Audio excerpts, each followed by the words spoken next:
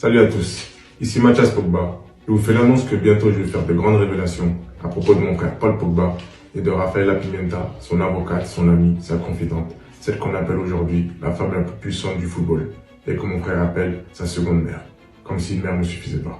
Mathias Pogba, qui est donc le grand frère de Paul Pogba, a posté cette vidéo face caméra samedi dans laquelle il explique en lisant son texte qu'en gros il a plein de révélations à faire sur son frangin sur divers sujets. Au passage, il lui a lâché quelques petits pics sur sa carrière en expliquant notamment qu'il avait fait un passage décevant à Manchester United et il a aussi critiqué son documentaire catastrophique noté 1 sur 10. Bon, il est resté assez flou mais il a lâché quand même quelques noms et quelques indices sur les sujets qu'il allait évoquer. Mathias Pogba explique notamment qu'il a un gros scoop sur Kylian Mbappé, donc on t'en parle juste après.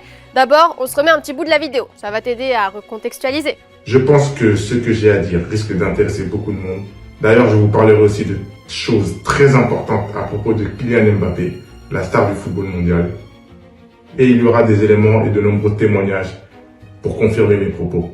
Tout ça risque d'être explosif et de faire grand bruit.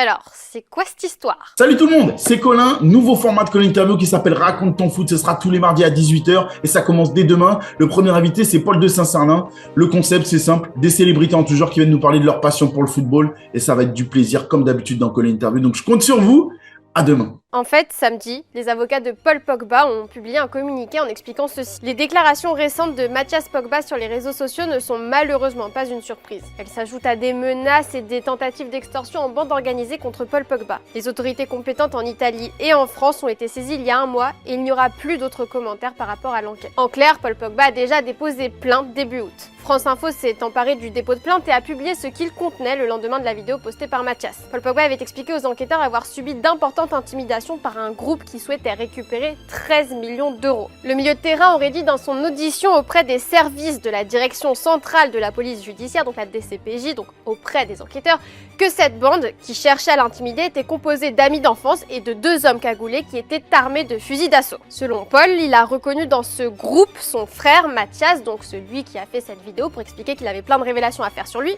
Alors pourquoi réclamait-il 13 millions d'euros ? Selon le joueur de la Juventus, cette somme de 13 millions d'euros était en fait la contrepartie de services rendus aux joueurs, notamment via une protection en toute discrétion, selon eux, durant 13 ans. Paul Pogba ne s'arrête pas là.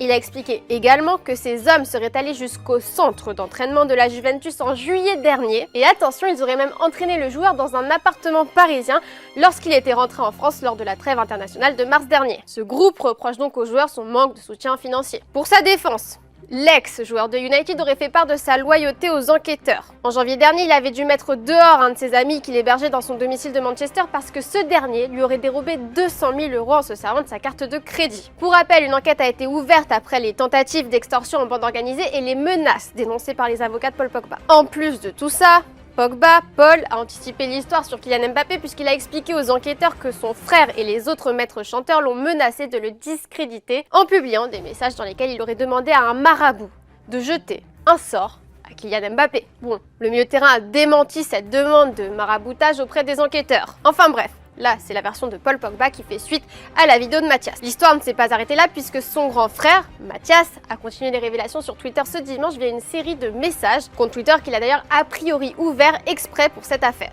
Déjà, Mathias a commenté la version de son frère. Ha ha ha! Ce que j'attendais est arrivé, mon petit frère qui commence enfin à montrer son vrai visage. Puisque c'est lui qui a commencé à parler pour mentir à la police et qui fait sortir l'info, on pourra rien me reprocher. Puis le grand frère de 32 ans quand même a surenchéri en expliquant qu'il avait failli mourir à cause de son frère. Il n'est pas question d'argent.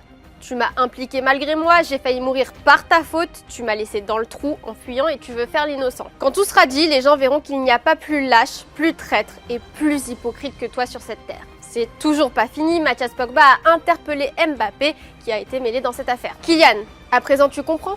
J'ai rien de négatif contre toi, mais dire son pour ton bien, tout est vrai et avéré, le marabout est connu. Désolé de ce frère, un soi-disant musulman à fond dans la sorcellerie, il n'est jamais bon d'avoir un hypocrite et un traître près de soi. Laissez-le tranquille, ce petit Mbappé, lui ce qui l'intéresse c'est de tirer les pénaltys. D'ailleurs, on va en parler dans la deuxième partie de la news.